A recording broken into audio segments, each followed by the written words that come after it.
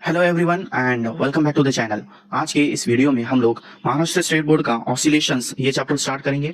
इसके अंदर इंट्रोडक्शन, इसका बेसिक इंट्रोडक्शन देखेंगे। उसके बाद में सिंपल हार्मोनिक मोशन क्या होता है वो स्टडी करेंगे, और लास्ट में डिफरेंशियल इक्वेशन ऑफ एसएचएम, ये छोटा सा एक डेरिवेशन होता है, ये भी आज हम लोग स्टडी करेंगे। आज का लेक्चर बहुत इंपॉर्टेंट होगा क्योंकि ये जो ऑसिलेशंस चैप्टर होता है ये टोटल 5 मार्क्स के लिए बोर्ड एग्जाम के अंदर आता है। और इसके अंदर ये जो दो टॉपिक्स हैं जिसके अंदर सिंपल हार्मोनिक मोशन की डेफिनेशन होती है ये 1 मार्क के लिए आती है, और डिफरेंशियल इक्वेशन ऑफ एसएचएम ये भी बहुत बार 2 से 3 मार्क्स के लिए बोर्ड एग्जाम्स के लिए अंदर आता है। तो इंपॉर्टेंट पॉइंट्स है, तो सभी आखिर तक वीडियो को देख लेना। तो चलिए शुरू करते हैं इसके बेसिक इंट्रोडक्शन से। एग्जैक्टली ये ऑसिलेशंस होता क्या है, इसके अंदर हमें स्टडी क्या करना है, उसे समझने के लिए हमें इससे पहले जो दो मोशन हो चुके हैं उनका स्टडी करना होगा। That is first one was circular motion. Circular motion क्या होता है, उसके बाद में रोटेशनल मोशन, रोटेशनल मोशन, और तीसरा ये जो होगा दैट इज ऑसिलेटरी मोशन। इसके अंदर हमें क्या करना है, तो पहले देखेंगे हम सर्कुलर मोशन एग्जैक्टली क्या होता है। Motion of object along the circumference of circle. For example, Earth is revolving around the sun. Earth is revolving around the sun. मतलब कैसा होगा, सन एक सेंटर के ऊपर है और अर्थ क्या कर रही होंगी, इस तरह से एक सर्कुलर पाथ के अंदर, इस तरह से सर्कुलर पाथ के अंदर अर्थ रिवॉल्व करने वाली है। तो ये जो मोशन है this is circular motion of earth. Nearly circular होता है, एग्जैक्टली वो इलिप्टिकल पाथ होता है, बट समझने के लिए इसके अंदर अर्थ क्या करने वाली है, सन के अराउंड रिवॉल्व करने वाली, क्या करेंगी, रिवॉल्व। उसके बाद में दूसरा मोशन होता है रोटेशनल मोशन। रोटेशन मीन्स कि अर्थ, अभी इसका एग्जांपल क्या आएगा, earth is revolving, sorry earth is rotating about its own axis. पहले इसके अंदर मैंने क्या सेंटेंस यूज किया था, earth is revolving around the sun, और अब क्या यूज कर रहा हूं, earth is rotating about its own axis. Earth क्या करती है, इस तरह से जो उसका ओन एक्सिस होता है, फॉर एग्जाम्पल ये अर्थ है, अर्थ का जो ओन एक्सिस होगा, उसका जो खुद का एक्सिस है, इसके अराउंड वो कंटिन्यूअसली रोटेट करेंगी। तो इसका ईच एंड एवरी पार्टिकल एक टाइप का सर्कुलर मोशन परफॉर्म करेगा, बट अर्थ खुद के अराउंड रिवॉल्व करने वाली है, सॉरी रोटेट करने वाली है, तो वो जो टाइप का मोशन होगा उसे हम बोलेंगे रोटेशनल मोशन। अब आता है ऑसिलेटरी मोशन। इसके अंदर ये दोनों भी जो है ये पीरियोडिक मोशन है। कौन से, कौन सा मोशन है, दोनों भी टाइप के जो मोशन है वो पीरियोडिक है, पीरियोडिक मोशन है। Periodic means the motion which repeat itself after a definite interval of time. ऐसा मोशन जो खुद को रिपीट करता है उसे हम बोलते हैं पीरियोडिक। सर्कुलर मोशन के अंदर भी अर्थ 365 डेज के बाद में उसी जगह पर आने वाली है जहां पर वो थी। उसके बाद में रोटेशनल मोशन के अंदर अर्थ खुद के एक्सिस के अलोंग रोटेट कर रही है, तो वो उसके लिए 24 आवर्स का टाइम लेंगे। और लास्ट में अब ये जो दोनों भी थे वो पीरियोडिक हो गए। अब ऑसिलेटरी मोशन के अंदर, पीरियोडिक की तरफ हम बाद में आएंगे, ऑसिलेटरी मोशन के अंदर क्या होगा, जो ऑब्जेक्ट होगा वो to and fro motion perform करेगा। फॉर एग्जाम्पल ऑसिलेटरी मोशन के अंदर क्या क्या आता है, इसके अंदर सिंपल पेंडुलम आएगा। सिंपल पेंडुलम अगर उसका जो एंगल है वो अगर कम होगा तो सिंपल पेंडुलम इसका एक एग्जांपल हो गया। उसके बाद में the needle of sewing machine, needle of sewing machine, sewing machine. अब देखो ये दोनों भी एग्जांपल समझ लो एग्जैक्टली इसके अंदर क्या होगा। इसे हम साइड में कर लेते हैं, पीरियोडिक मोशन को इसे हम बाद में देखेंगे। सबसे पहले ये जो एग्जांपल्स है इसकी तरफ आते हैं। सिंपल पेंडुलम के अंदर एग्जैक्टली क्या होगा, इस तरह से अगर कोई रिजिड सपोर्ट है और इस रिजिड सपोर्ट को हमने एक स्ट्रिंग अटैच कर दी है, और इस स्ट्रिंग के दूसरे एंड को यहाँ पर एक मेटेलिक स्फीयर है, तो ये जो सिंपल पेंडुलम होगा ये अगर इक्विलिब्रियम स्टेट के अंदर होगा, ये हो गई उसकी इक्विलिब्रियम स्टेट। ये क्या है, उसकी इक्विलिब्रियम स्टेट। अगर इससे अगर हम डिस्प्लेस करेंगे, यहाँ से उसको डिस्प्लेस करके दूसरी जगह पर इस तरह से लेकर जाएंगे, और यहाँ से अगर उसे छोड़ देंगे तो ये जो पेंडुलम होगा वो इस तरह से to and fro motion perform करेगा। वो क्या करेगा, to and fro motion, left and right, left and right, इस तरह से कंटिन्यूअस उसके अंदर ऑसिलेशंस स्टार्ट हो जाएंगे। तो ये जो मोशन है इसे हम बोलते हैं oscillatory motion, to and fro motion, ये हो गया। उसके बाद में दूसरा एग्जांपल हमने लिया है नीडल ऑफ सीविंग मशीन। जो सिलाई मशीन होती है उसकी जो नीडल होगी, नीडल क्या करती है, कंटिन्यूअसली इस तरह से up and down motion perform करती है। फॉर एग्जाम्पल उस नीडल को अगर हम ऑब्जर्व करेंगे तो वो जो नीडल होंगी फॉर एग्जाम्पल इस तरह से वो स्ट्रेट लाइन के अंदर होगी, और वो जो नीडल होंगी वो कंटिन्यूअसली इस तरह से ऊपर की तरफ जाएंगी और नीचे की तरफ जाएंगी। तो ये जो अप एंड डाउन मोशन है, अप एंड डाउन मोशन है नीडल का, उसे हम बोलेंगे oscillatory motion, and this is also known as vibratory motion. क्या बोलते हैं उसे? Vibratory motion. तो ऑसिलेशंस के अंदर हमें स्टडी किसका करना है? जो ऑब्जेक्ट होगा वो ऑब्जेक्ट एक तो to and fro motion perform करेगा along a straight line, और the object will perform up and down motion along a straight line। एक straight line होगी, उसके along वो up and down motion या to and fro motion perform करेगा, उसे हम बोलेंगे oscillatory motion, और this is also known as vibratory motion. ठीक है, उम्मीद है आप लोगों को ये टॉपिक क्लियर हो गया होगा एग्जैक्टली इसके अंदर स्टडी किसका करना है।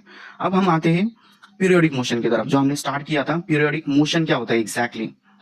Periodic motion, periodic motion, periodic motion का मीनिंग आप लोगों को मैंने अभी जस्ट बताया था क्या, कि motion of the motion which repeats itself after a definite interval of time. Motion which repeats itself after a definite interval of time, अब देखो इसके अंदर ये जो डेफिनेशन हमने यहाँ पर देखी है क्या है? मोशन विच रिपीट्स इटसेल्फ, जो मोशन खुद से रिपीट होने वाला है after a definite interval of time, मतलब एक पर्टिकुलर टाइम होने के बाद में वो खुद को रिपीट करेगा, उस टाइप का जो मोशन है उसे हम बोलेंगे पीरियोडिक मोशन। फॉर एग्जांपल, अगर हम कोई घड़ी देखते हैं, क्लॉक है, उस घड़ी के अंदर अगर हम सेकंड हैंड देखते हैं, सेकंड का जो कांटा है उसे अगर हम ऑब्जर्व करेंगे तो वो क्या करने वाला है? सेकंड का जो कांटा है वो अगर 12 के ऊपर होगा तो फिर से 12 के ऊपर आने के लिए वो कितना टाइम लेगा? 60 सेकेंड्स। कितना लेगा? 60 सेकेंड्स और 1 मिनट। तो वो इस तरह से 1 मिनट के बाद में खुद को रिपीट कर रहा है। जो मिनट हैंड होगा वो कितना लेगा? 60 मिनट्स। 1 घंटे के बाद में वो खुद को रिपीट करने वाला है। एक पर्टिकुलर इंटरवल के बाद में जो खुद को रिपीट करता है उस टाइप के मोशन को बोलेंगे हम पीरियोडिक मोशन। सर्कुलर मोशन क्या होगा? Uniform circular motion is a periodic motion. उसके बाद में रोटेशनल मोशन भी पीरियोडिक होता है। और लास्ट में ये जो हमने ऑसिलेटरी मोशन देखा है उसके अंदर अगर ऑब्जेक्ट एक पर्टिकुलर पोजीशन को एक डिफिनाइट इंटरवल के बाद में अगर क्रॉस करेंगे तो वो भी क्या हो जाएगा? पीरियोडिक मोशन हो जाएगा। ठीक है, उसके बाद में हमने जो स्टार्ट में ये जो पार्ट देखा है ये इंट्रोडक्शन है, इसका बेसिक इंट्रोडक्शन है। अब हम इसका मेन पार्ट स्टार्ट करेंगे and that is simple harmonic motion. Next point हमें देखना है सिंपल हार्मोनिक मोशन। इसे हम शॉर्टकट में बोलेंगे SHM, सिंपल हार्मोनिक मोशन। ये जो पॉइंट है इसका जो बेसिक पार्ट होता है, समझने के लिए जो पार्ट होता है वो इंपॉर्टेंट नहीं इतना, जो इसकी डेफिनेशन है वो बहुत इंपॉर्टेंट होती है। अब इसको समझने के लिए सबसे पहले देखो, इसके अंदर एक हार्मोनिक मोशन आया है। हार्मोनिक मोशन किसे बोलेंगे? अगर किसी मोशन को हमें इक्वेशन के फॉर्म में अगर दिखाना है तो उस इक्वेशन के अंदर अगर हार्मोनिक फंक्शन होगा, क्या होगा? हार्मोनिक फंक्शन अगर होगा तो उसे हम हार्मोनिक मोशन बोलेंगे। देखो ना क्या बोल रहा हूं मैं, अगर किसी मोशन को दिखाने के लिए जो इक्वेशन हमने फॉर्म किए उस इक्वेशन के अंदर अगर हार्मोनिक फंक्शन होगा तो उसे हम उस टाइप के मोशन को हम हार्मोनिक मोशन बोलेंगे। अब हार्मोनिक फंक्शन क्या होता है? साइन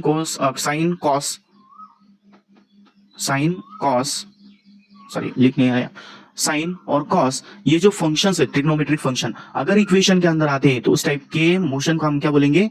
सिंपल हार्मोनिक मोशन, और सिंपली हार्मोनिक मोशन बोलेंगे उसे। तो उसका एक एग्जांपल मैं देता हूं। For example x is equal to a sin omega t, ये आगे जाकर डिस्प्लेसमेंट की इक्वेशन है वो हम डिराइव करने वाले हैं, तब जाकर इसके अंदर अब देखो सबसे पहले ये जो इक्वेशन है इस इक्वेशन के अंदर साइन आ रहा है, जहां पर भी इस तरह से हार्मोनिक फंक्शन होगा a sin omega T, a cos omega T, उसे हम बोलेंगे हार्मोनिक फंक्शन, और इस टाइप का जो मोशन होगा उसे बोलेंगे हार्मोनिक मोशन। तो उसके बाद में जो मेन हमें स्टडी करना है सिंपल हार्मोनिक मोशन, उसके लिए एक एग्जांपल हम कंसीडर करते हैं कि इस तरह से हमारे पास रिजिड सपोर्ट है। इस तरह से हम रिजिड सपोर्ट देखेंगे, ये फर्स्ट केस के लिए, ये सेकंड केस के लिए, और ये थर्ड केस के लिए। ओके, और यहाँ पर हम इस तरह से एक फ्रिक्शनलेस सरफेस भी दिखा लेते हैं। इस तरह से एक फ्रिक्शनलेस सरफेस होगा, this is a frictionless surface. अब इस फ्रिक्शनलेस सरफेस के ऊपर हमें एक ब्लॉक दिखाना है, और वो जो ब्लॉक होगा उस ब्लॉक की इक्विलिब्रियम पोजीशन ये होगी, इक्विलिब्रियम। अब देखो इसके अंदर एक पॉइंट आप लोगों को बताना जरूरी है कि जो इक्विलिब्रियम पोजीशन, दो पोजीशंस हो गए। फॉर एग्जांपल ऑसिलेटरी मोशन है, ऑसिलेटरी मोशन के अंदर क्या करेगा ऑब्जेक्ट, इस तरह से to and fro motion perform करेगा, राइट साइड के अंदर जाएगा फिर लेफ्ट साइड के अंदर आएगा, इस तरह से वो to and fro motion perform करेगा। तो to and fro motion perform करते वक्त ये जो टोटल डिस्टेंस है, उस टोटल डिस्टेंस का हाफ पार्ट जो होगा, जो उसका सेंटर होगा, this centre will be its mean position. इस सेंटर को क्या बोलेंगे, मीन पोजीशन। और जो उसका मैक्सिमम डिस्प्लेसमेंट वो कवर करने वाला है मीन पोजीशन से, दिस मैक्सिमम डिस्प्लेसमेंट और इसका जो एंड पॉइंट होगा, दोनों तरफ के जो एंड पॉइंट है उसे बोलेंगे एक्सट्रीम पोजीशन। क्या बोलेंगे, extreme position. Mean position means अगर हम उस ऑब्जेक्ट को छोड़ देंगे तो जहां पर वो आकर रुकेगा वो उसकी mean position. For example simple pendulum का अगर छोड़ देंगे तो वो एक लाइन के वो जो स्ट्रिंग होंगे एक स्ट्रेट लाइन में देखेंगे और पेंडुलम जगह पर रुक जाएगा, जिस जगह पर रुका है वो उसकी मीन पोजीशन, और जहां तक उसको डिस्प्लेस किया है वो उसकी हो जाएंगी एक्सट्रीम पोजीशन। ठीक है, तो यहाँ पर हम वो जो ब्लॉक कंसीडर करने वाले हैं वो उसकी यहाँ पर मीन पोजीशन हो गई। यहाँ पर हम उस ब्लॉक को दिखाएंगे इस तरह से, this is our block having mass m and which is attached to a spring. इस तरह से वो एक स्प्रिंग को अटैच है।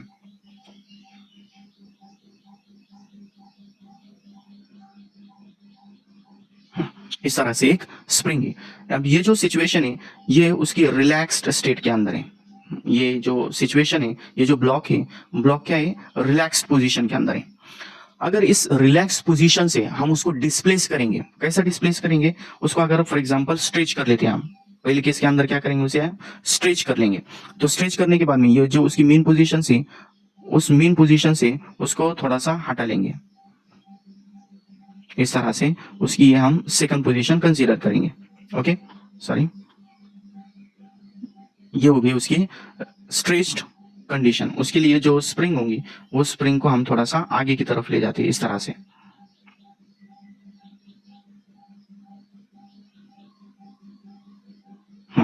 ये हो गई उसकी stretch condition. Okay sorry,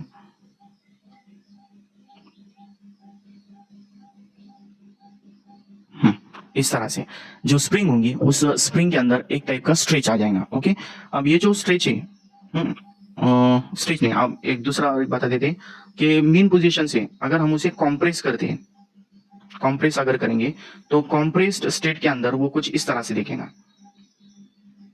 compress state के अंदर फॉर एग्जांपल वही स्प्रिंग है, बस उस स्प्रिंग को क्या किया है, इस तरह से कॉम्प्रेस कर दिया है। ओके, अब देखो इसके अंदर हमें एग्जैक्टली क्या करना है। तो ये जो रिलैक्स स्टेट है उसके अंदर कोई भी टाइप का मोशन नहीं होने वाला, बट अगर हम उसे रिलैक्स स्टेट से थोड़ा सा ऐसा राइट साइड के अंदर डिस्प्लेस करेंगे, इस तरह से राइट साइड में डिस्प्लेस करते हैं और यहाँ पर उसे पकड़ कर रखा गया है। पकड़ कर रखते वक्त जो उसकी जो मेन पोजीशन है, मेन पोजीशन से उसका जो डिस्प्लेसमेंट है वो हमने x इतना कंसीडर करना है, और यहाँ पर भी जो डिस्प्लेसमेंट फ्रॉम मीन पोजीशन होगा वो हम x कंसीडर करेंगे। ठीक है, अब देखो अगर हम उसे मीन पोजीशन से थोड़ा सा ऐसा दूर लेकर जाएंगे और छोड़ देंगे, तो छोड़ने के बाद में क्या होगा, ये जो ब्लॉक होगा वो इस तरह से मीन पोजीशन की तरफ आएगा, वहां पर वो रुकेगा नहीं, उसके बाद में वो दूसरे साइड में चला जाएगा, वहां पर भी वो रुकेगा नहीं, फिर से वो मेन पोजीशन की तरफ आएगा। इस तरह से कंटिन्यूअसली वो जो ब्लॉक होगा वो to and fro motion perform करेगा, that is the oscillatory motion will be perform by this block. Okay, so इस तरह से वो ऑसिलेटरी मोशन परफॉर्म करेगा। उसी तरह से अगर हम उसे कॉम्प्रेस करते हैं, कॉम्प्रेस करने के बाद में अगर हम उसे छोड़ देंगे तो छोड़ने के बाद में वो यहाँ पर रुकेगा नहीं, वो क्या करेगा, मेन पोजीशन की तरफ आएगा, फिर से दूसरे साइड में चला जाएगा और इस तरह से वो कंटिन्यूअसली ऑसिलेटरी मोशन परफॉर्म करेगा। तो इसके अंदर अब ये जो हमने पार्ट देखा है उसका और सिंपल हार्मोनिक मोशन का क्या relation.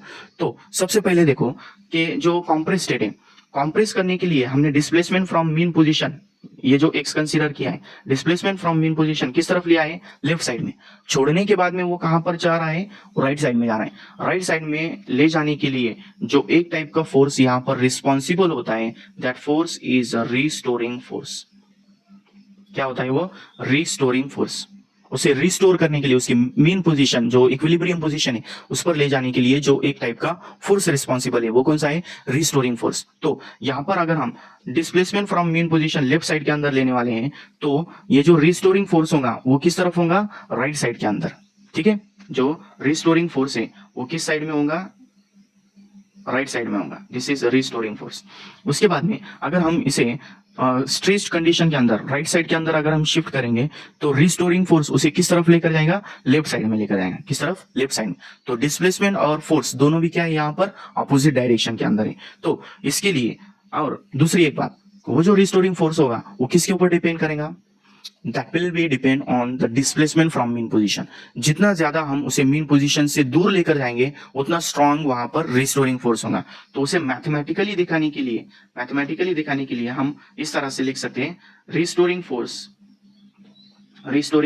F is directly proportional to the displacement from mean position। और साथ ही में हमने यहाँ पर क्या देखा है, डिस्प्लेसमेंट अगर राइट साइड में होगा तो रिस्टोरिंग फोर्स लेफ्ट साइड के अंदर है, मतलब डिस्प्लेसमेंट और फोर्स दोनों भी अपोजिट डायरेक्शन के अंदर है। तो यहाँ पर आ जाएगा नेगेटिव साइन। अब प्रोपोर्शनल साइन है, इसे निकालने के लिए एक टाइप का हमें कांस्टेंट यूज करना होगा, और constant in our case is की।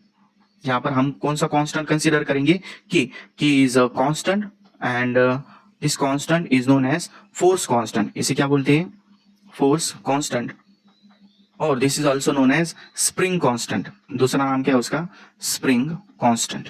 ओके, तो ये जो हमने इक्वेशन देखी है, इस इक्वेशन के ऊपर से हमें इसकी डेफिनेशन मिलने वाली है। सिंपल हार्मोनिक मोशन की डेफिनेशन बोर्ड एग्जाम के अंदर 1 मार्क के लिए इंपॉर्टेंट होती है।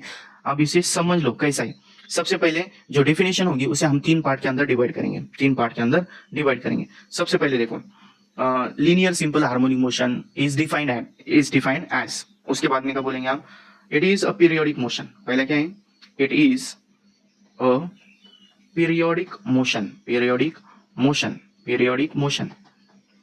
in which पहला पार्ट हो गया यहाँ क्या, it is a periodic motion. Continuously वो खुद को रिपीट करने वाले हैं। It is a periodic motion in which force is always directed towards the mean position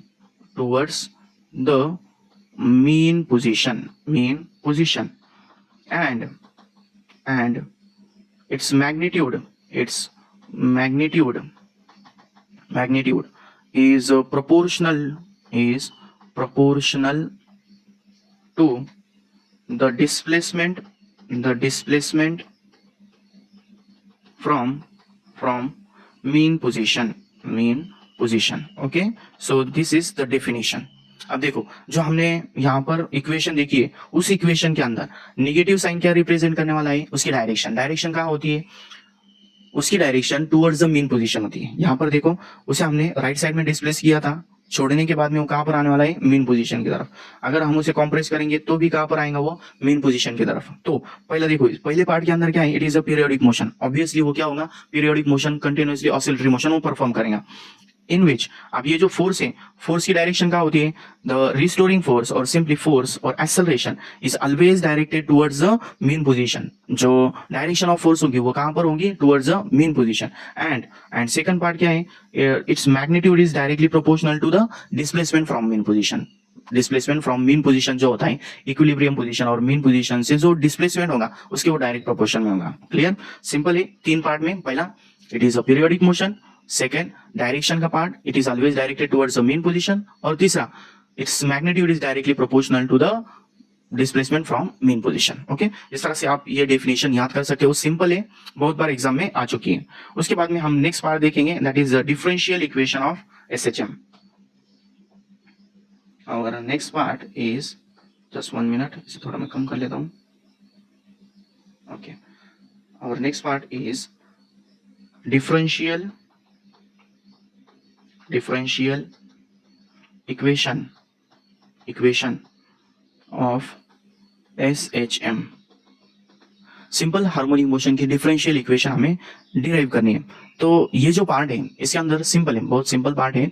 तो डिफरेंशियल इक्वेशन किसे बोलते हैं, what is a differential equation, any equation which contains some derivative term. Simple, अगर किसी equation के अंदर derivative की term होगी, d/dx होगा, d/dt होंगी, इस तरह से अगर कोई टर्म होगी तो उस टाइप की इक्वेशन बोलेंगे डिफरेंशियल इक्वेशन। सो इसके अंदर डिफरेंशियल इक्वेशन के अंदर सबसे पहले देखो, सिंपल हार्मोनिक मोशन की इक्वेशन हमें डिराइव करनी है, तो उसके लिए हम सबसे पहले कंसीडर करेंगे रिस्टोरिंग फोर्स। क्या कंसीडर करना है हमें, रिस्टोरिंग फोर्स। रिस्टोरिंग फोर्स का हमने अभी जस्ट एक फॉर्मूला डिराइव किया था। क्या है वो formula? Restoring force F is equal to minus k x. क्या फॉर्मूला है उसका? Minus k x. Then restoring force तो हो गया, बट हमारा जो न्यूटन का लॉ है, न्यूटन का सेकंड लॉ ऑफ मोशन है, according to Newton second law, according to Newton's law simple बोलेंगे उसे, न्यूटन्स लॉ। फोर्स का फॉर्मूला क्या होता है? Force F is equal to, force का फॉर्मूला क्या होता है? F is equal to mass into acceleration. Force क्या होता है? Mass into acceleration. Okay, therefore equation will become from 1 and 2। इसे हम सिंपल क्या बोलेंगे? This is first equation, this is the second equation. From equations 1 and 2, from equations 1 and 2, equation 1 and 2 के ऊपर से हमें क्या मिलेगा? F की जगह पर क्या आ जाएगा? MA is equal to minus k x, ये माइनस ए इधर आ जाने के बाद में प्लस हो जाएगा, MA plus k x is equal to 0। Okay, now इसके अंदर एक टर्म आ चुकी है एक्सेलरेशन। अब ये एक्सेलरेशन क्या होता है? Acceleration is the rate of change of velocity. देखो अब ये जो पार्ट है एकदम केयरफुली देखो, ये मैं साइड में यहाँ पर लिख रहा हूँ इस तरह से, बाद में हमें यूज भी करना है। सबसे पहले एक्सेलरेशन क्या होता है? Acceleration a is rate of change of velocity. Mathematically उसे हम डेरिवेटिव के फॉर्म में इस तरह से लिखते हैं, rate of change of velocity with respect to time. उसके बाद में वेलोसिटी क्या होती है? Velocity is nothing but the rate of change of displacement, rate of change of displacement, that is dx by dt। Therefore यहाँ पर जो acceleration होगा, acceleration a is equal to क्या है? वो dv by dt है, बट v क्या होता है? d by dt साइड में लिखेंगे तो v क्या होगा? v is dx by dt। तो यहाँ पर डबल डेरिवेटिव लेना है, और डबल डेरिवेटिव के लिए इस तरह से मैथमेटिक्स के अंदर सेकेंड ऑर्डर डेरिवेटिव जो होगा D square x upon D T square, इस तरह से लिखते हैं। तो एक्सेलरेशन की जगह ये डेरिवेटिव आ जाएगा। देयरफॉर फाइनल इक्वेशन क्या बनी है हमारी? देयरफॉर ए की जगह पर क्या आ जाएगा? ए की जगह पर यहाँ पर ये जो हमारी इक्वेशन है, इस इक्वेशन के अंदर हमें वैल्यूज पुट करनी है। तो ए की जगह क्या आ जाएगा? D square x upon D T square plus k x is equal to 0। अब इसके बाद में पूरी इक्वेशन को हमें m से डिवाइड करना है। m से डिवाइड करेंगे तो क्या मिलेगा? D square x upon D T square plus K by M into x is equal to 0। तो यहाँ पर हमें एक वैल्यू पुट करनी है। क्या पुट करना है? Put k by m is equal to omega square. k by m की वैल्यू कितनी लेनी है? ओमेगा स्क्वायर लेनी है। So equation will become, equation क्या हो जाएंगी यहाँ पर? D square x upon D T square plus k by m की जगह पर omega square into x is equal to 0। This is the differential equation of SHM। ठीक है, इसके अंदर ये जो इक्वेशन है this is known as differential equation of SHM। यहाँ पर जो हमने एक वैल्यू पुट की है, ये जो वैल्यू है that is k by m is equal to omega square. ये जो ओमेगा होता है दिस इज एंगुलर फ्रीक्वेंसी। क्या होती है? Angular frequency. ओके, तो ये जो इक्वेशन है इसको डिराइव करने के लिए बेसिक देखो यहाँ पर क्या यूज करना है। सबसे पहले लेना है restoring force F equals to minus k x. उसके बाद में F की वैल्यू पुट करनी है ma, that is mass into acceleration. Acceleration क्या होगा? Acceleration is the derivative of velocity, और वेलोसिटी क्या था? Derivative of displacement. तो ये दोनों भी अगर हम ऐड करते हैं तो हमें फाइनल क्या मिलेगा? Acceleration equals to d square x upon D T square. ये वैल्यू अगर पुट कर देंगे उसके बाद में पूरी इक्वेशन को m से डिवाइड करना है, और k बाय m की वैल्यू ओमेगा स्क्वायर लेनी है। ये जो पार्ट है k by m equals to omega square, ये पार्ट हमें आगे जाकर यूज करना है। ठीक है, अगर लिखना हो तो मैं यहाँ से देखो इतना पार्ट हो गया, स्क्रीनशॉट ले लो या स्क्रीन पॉज करके लिख लो, उसके बाद में नेक्स्ट पार्ट यहाँ तक। ओके, तो आज के लेक्चर के लिए बस इतना ही। आज के हम लेक्चर में हम लोगों ने जो ऑसिलेशन है वो स्टडी किया, उसके बाद में सिंपल हार्मोनिक मोशन, और लास्ट में डिफरेंशियल इक्वेशन डिराइव किए। इसी तरह से आने वाले लेक्चर्स के अंदर हम बाकी का जो चैप्टर है वो कवर करेंगे। तो मिलते हैं नेक्स्ट वीडियो में। अगर आप लोगों ने चैनल को सब्सक्राइब नहीं किया है तो सब्सक्राइब कर लो, अपने जो 12th के फ्रेंड्स हैं उन लोगों के साथ में शेयर कर लो, क्योंकि इस चैनल के ऊपर मैं बोर्ड के साथ में महाराष्ट्र स्टेट बोर्ड का जो फिजिक्स का सिलेबस है उसके साथ में CET का भी लेने वाला हूँ। तो अगर आपके फ्रेंड्स होंगे तो उनके साथ में ये शेयर कर लो। मिलते हैं नेक्स्ट वीडियो में, तब तक के लिए पढ़ाई करते रहिए। Thank you so much.